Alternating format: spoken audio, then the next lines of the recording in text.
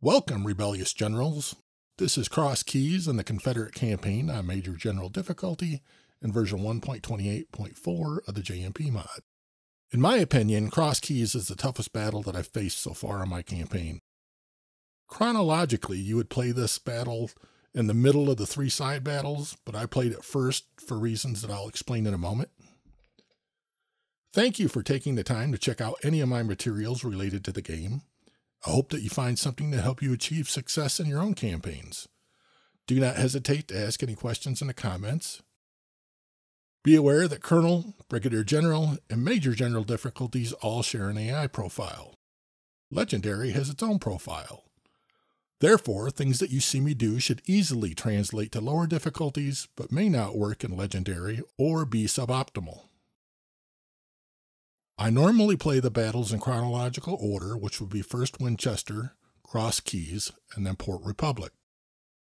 Army composition and playing style will influence the difficulty of particular battles. For example, for me, first Winchester and Port Republic are of average difficulty on Major General, but Cross Keys is close to all I can handle. I can win Cross Keys, but tend to have disproportionate casualties and officers killed or wounded, as you see in this past results. It's a side battle, but I take losses that align with some grand battles. To help offset the effects of losses at Cross Keys, I give each of my infantry units that will hold the center an extra 500 men. I also give each smoothbore battery a few extra guns. The idea being that those units will lose men and guns and finish the battle right about where I want them to be. That way, I don't have to add excessive recruits to replenish their losses and water down their experience gain. In addition, by fighting Cross Keys first, I avoid the AI getting additional veterans or training bonuses from the intelligence reports. The AI received a full corps reinforcement and a veteran reinforcement after Shiloh. My army came out of Shiloh very healthy after the overwhelming success of that battle. I replenished my infantry to at least 1,500 men. Kemper got a second star at Shiloh, so I gave him an accuracy perk and he has Harper's Ferries. Siegfried needs one or two more battles to get his second star and he has Harper's Ferries. Scribner got his first star at Shiloh. I gave him a horse perk and 12-pound howitzers and I added 2 guns. Roberts and Thoburn both have Mississippi rifles. We are awarded Forrest after Shiloh. He's always a 3-star unit with Tier 1 and 2 charge perks and a Tier 3 mounted infantry perk. This leaves every player to decide what to do with this unit.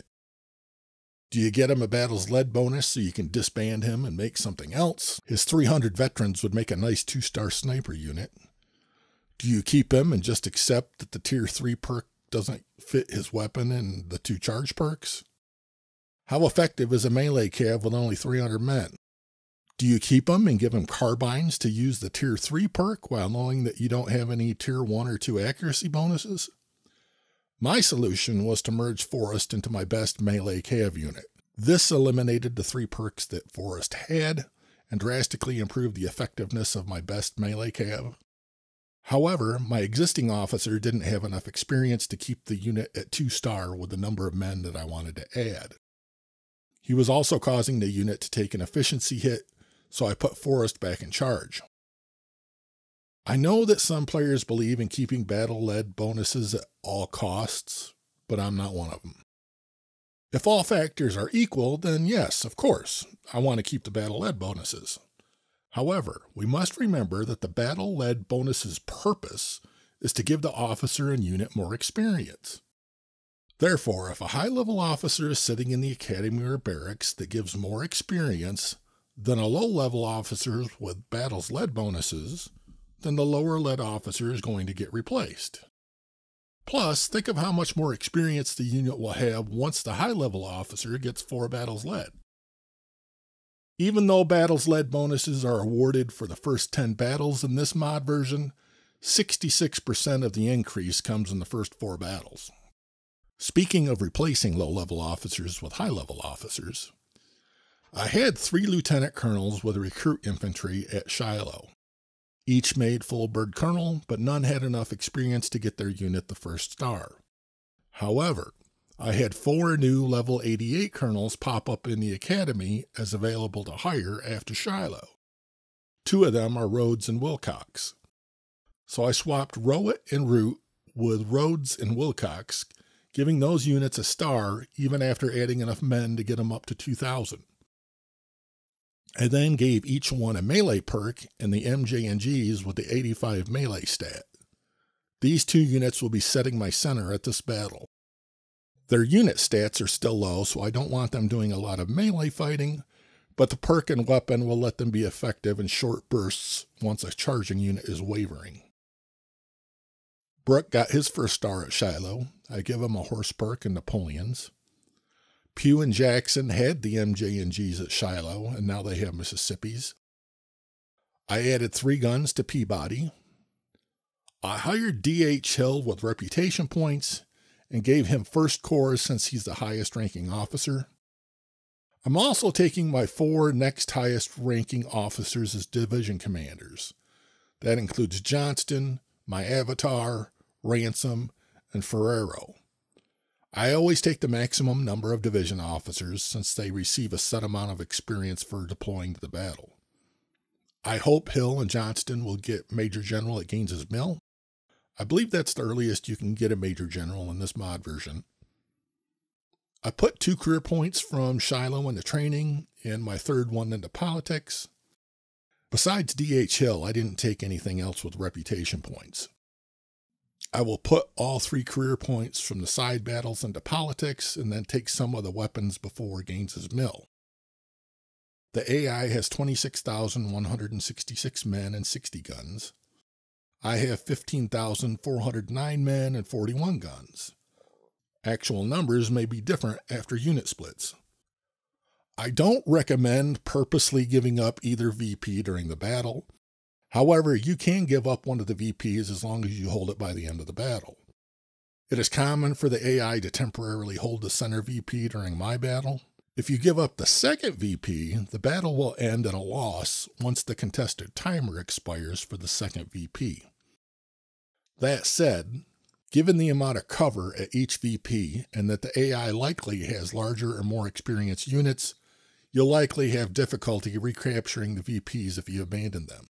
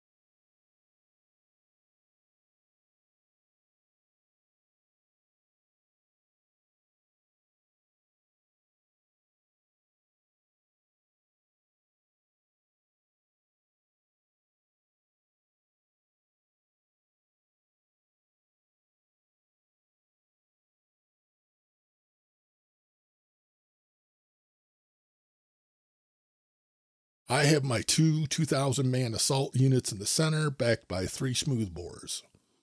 I have 3 infantry brigades in the north and 3 to the south on each flank.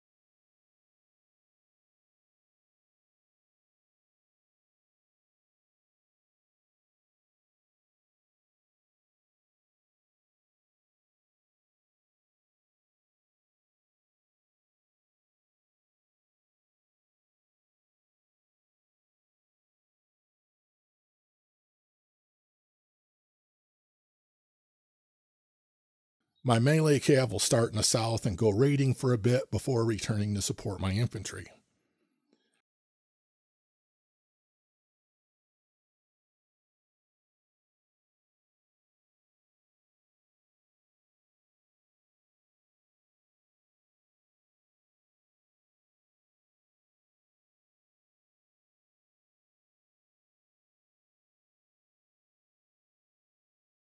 Every time I played this battle, I found that it goes smoother if I have some units in this open area between the two VPs to help support the center. I have a Napoleon battery and some skirmishers to start out, and then infantry later. This battle lasts 2.5 hours.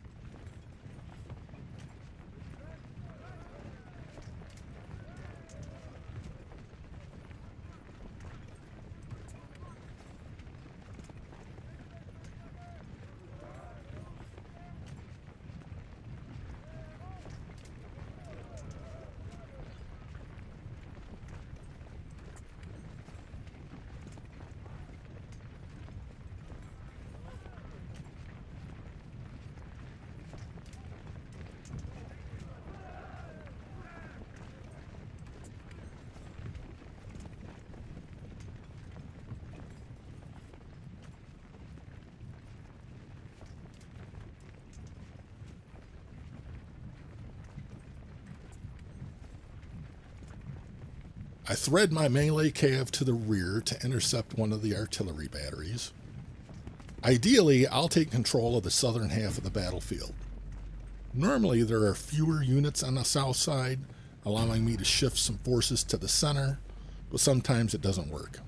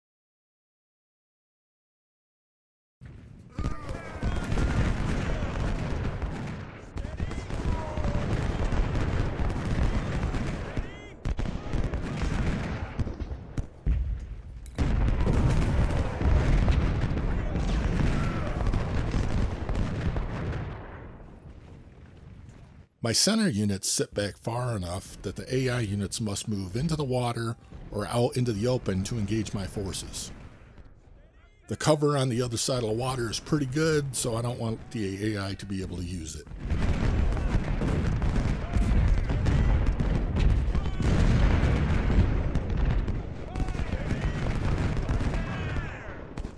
I will attempt to surround this AI unit on the north side now that it's committed to coming up.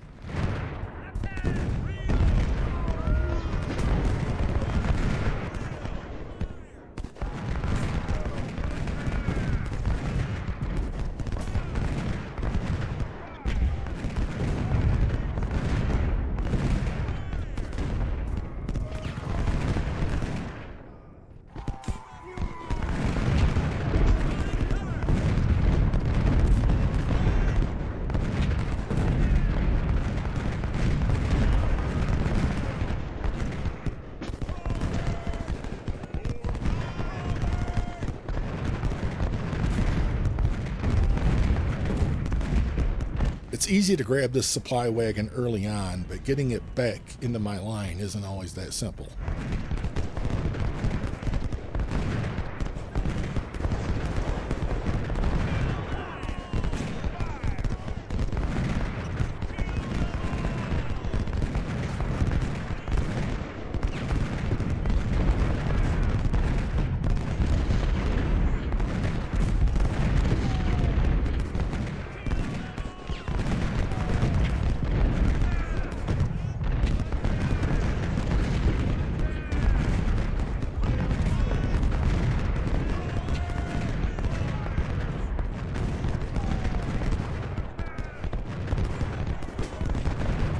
The infantry on the south did not split. That should help me take control of this side quicker.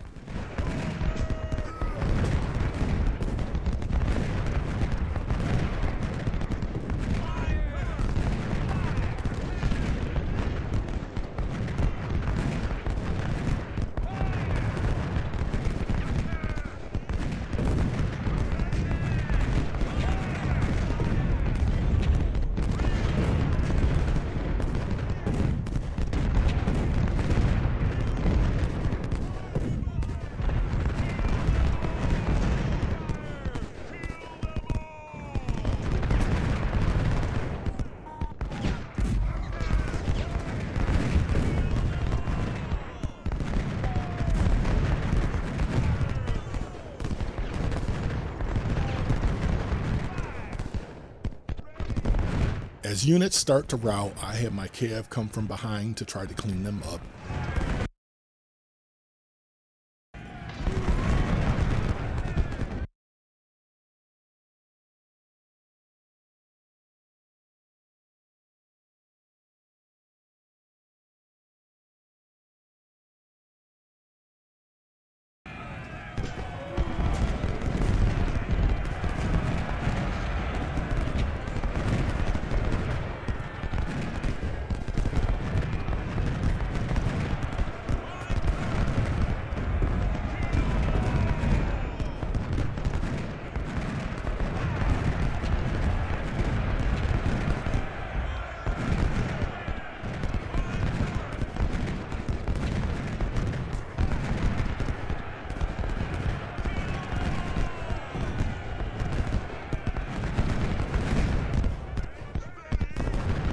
I need to rotate my fire a little to route both charging units.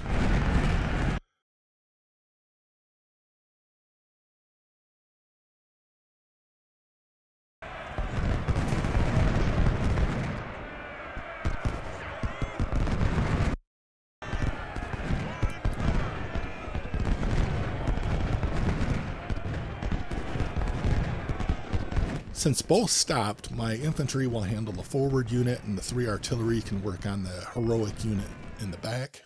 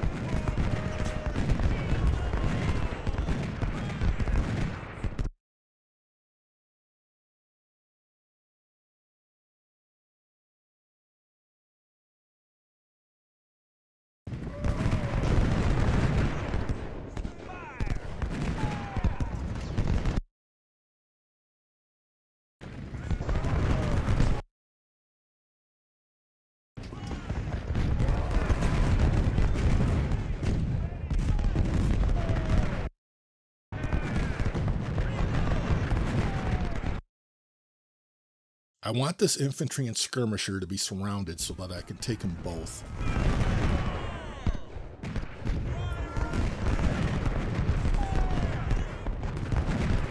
When his infantry turns to fire at my cav, my units can flank from behind.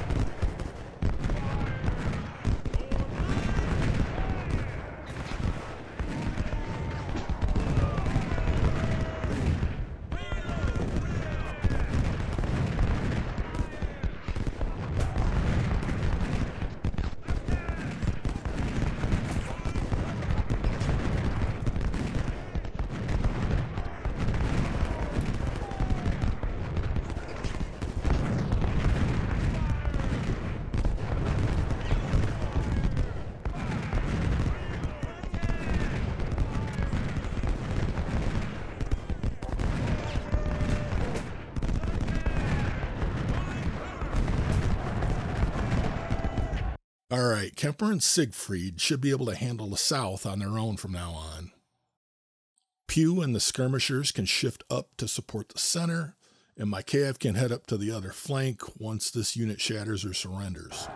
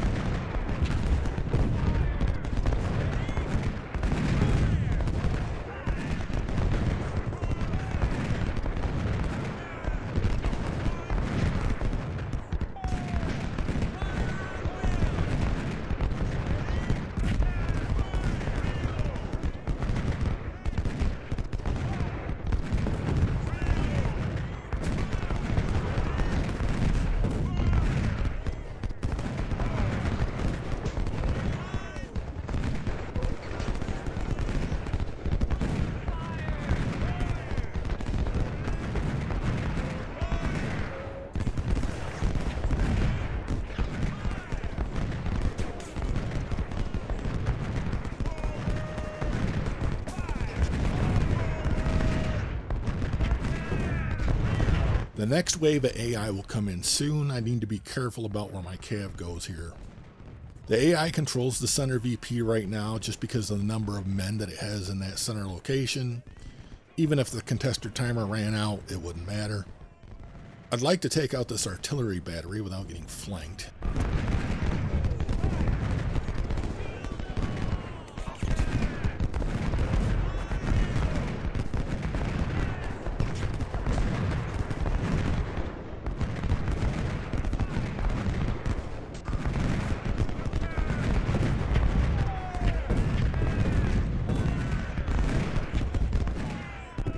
So I just lost a division commander.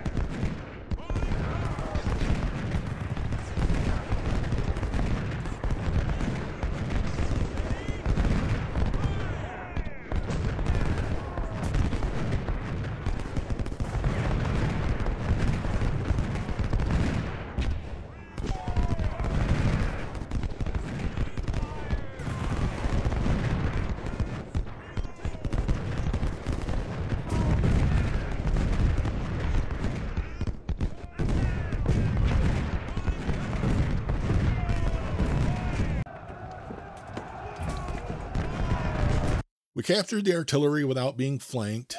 An hour into the battle, and we have a pretty good start going.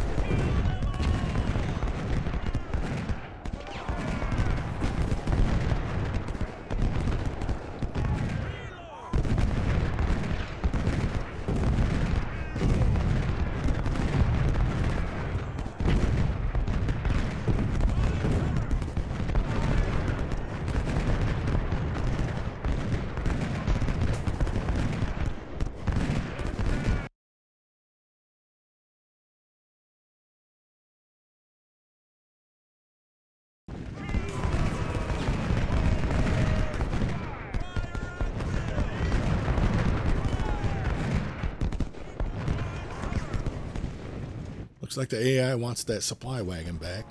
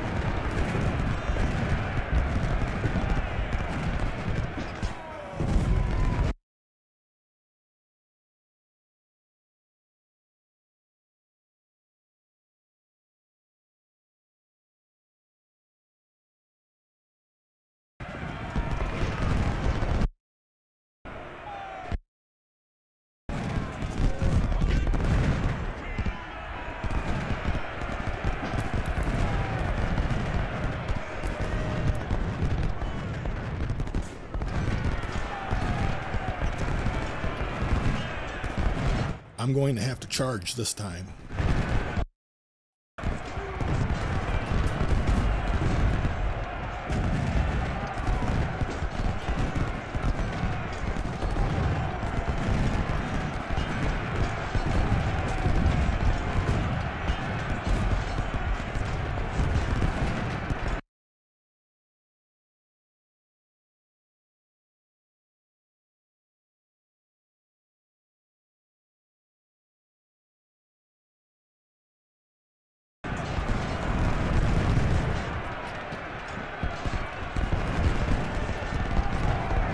I need to start shifting other units towards the center.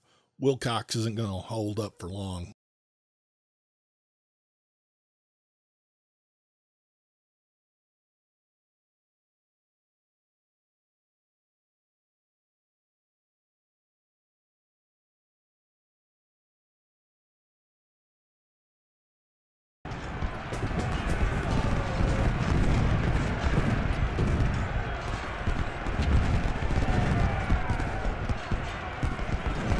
My guys in the north should be fine. I'm going to send my cav to the center, even though they need a little break to recover some condition.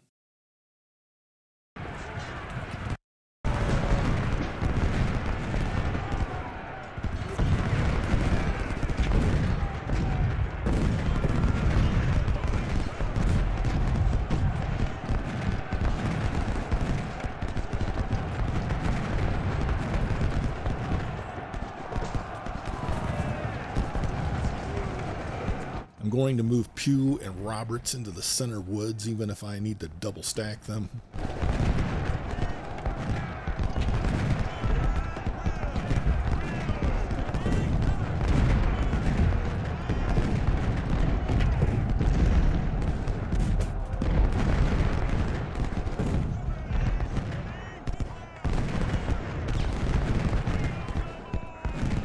of these supply wagons can go to the right flank.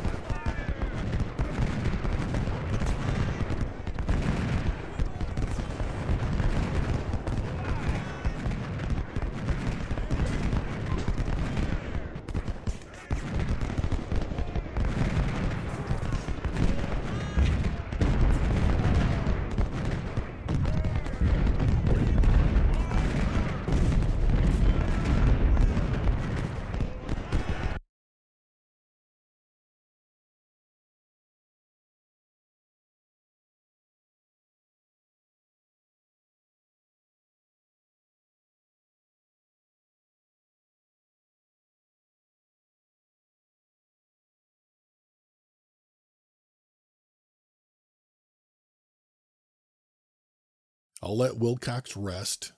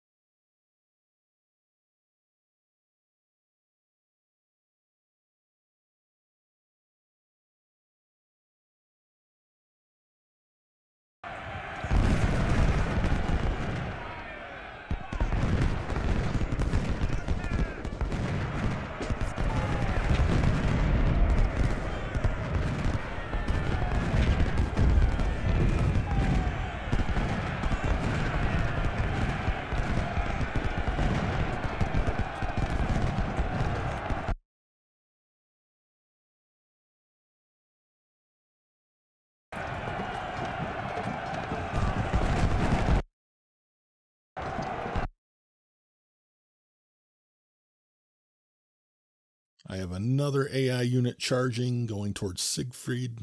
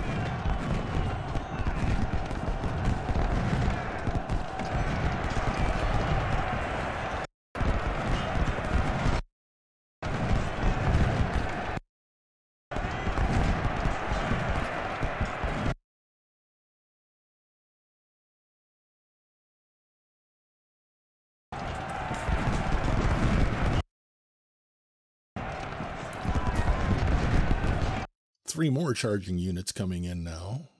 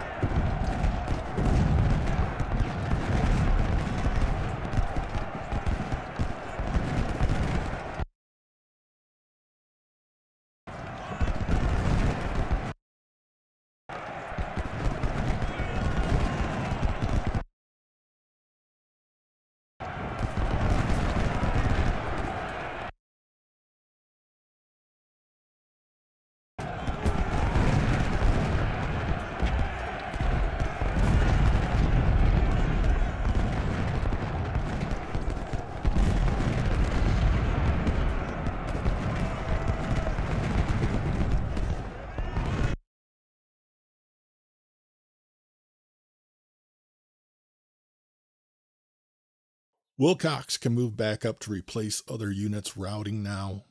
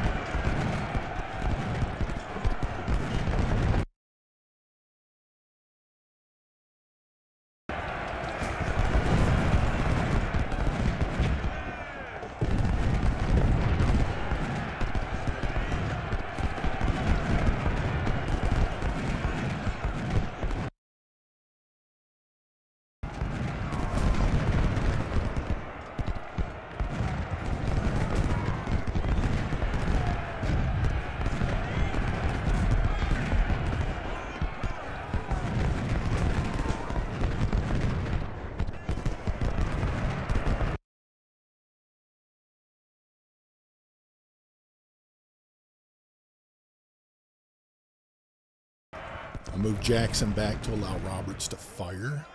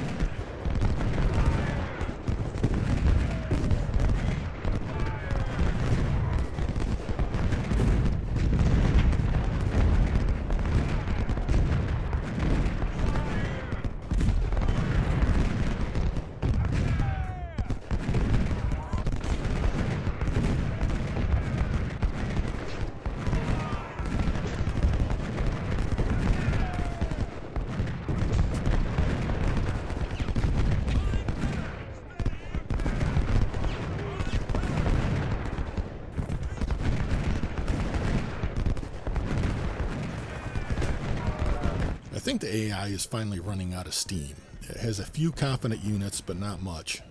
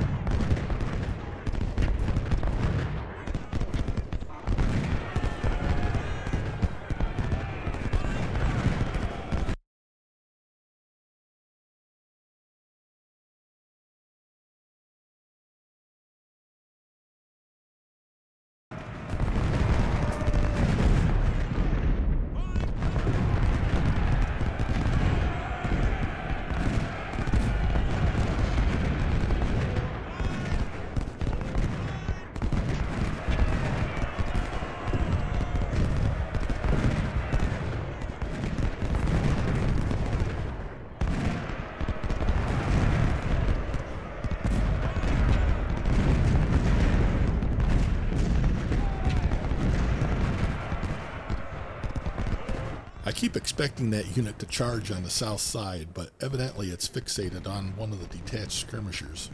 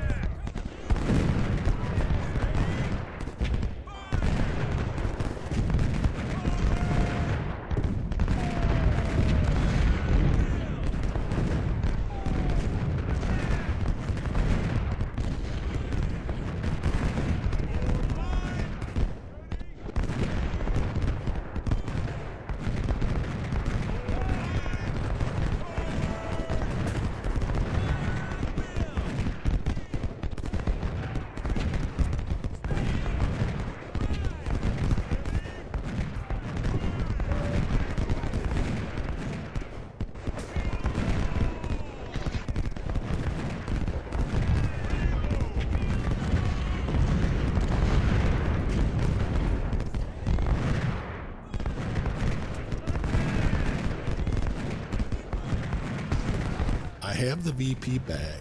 That should trigger the AI to send whatever healthy units are left to charge to try to take it back.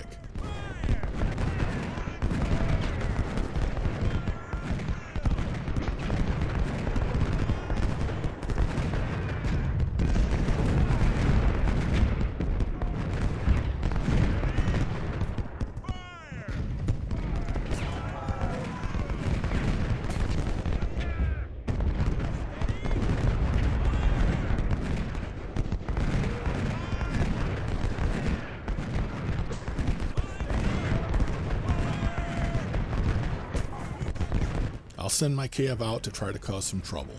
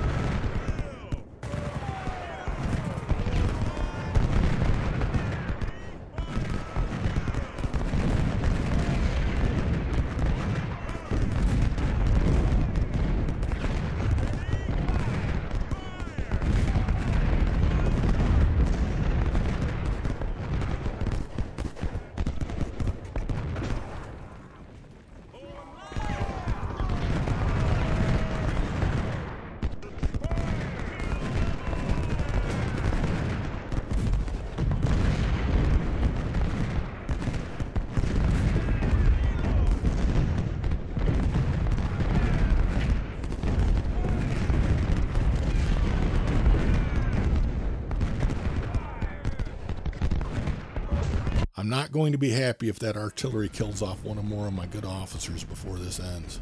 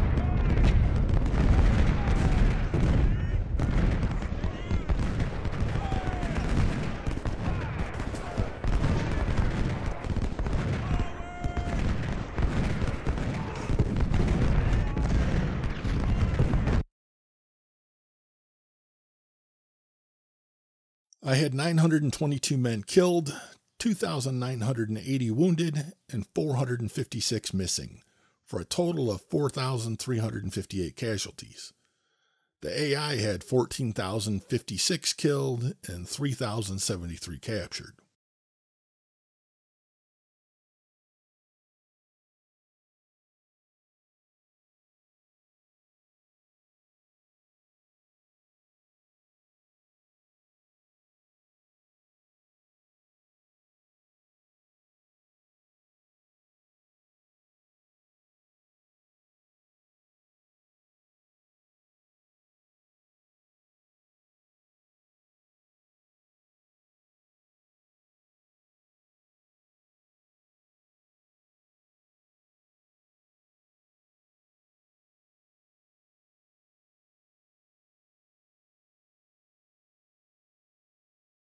One division commander was killed and Thorburn was wounded, but Kemper made it to general.